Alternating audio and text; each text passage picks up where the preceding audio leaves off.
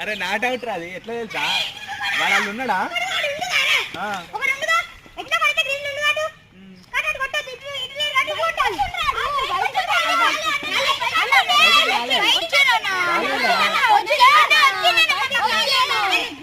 లోపల ఉన్నాడు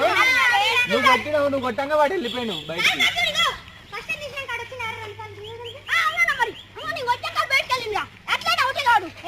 కాదురా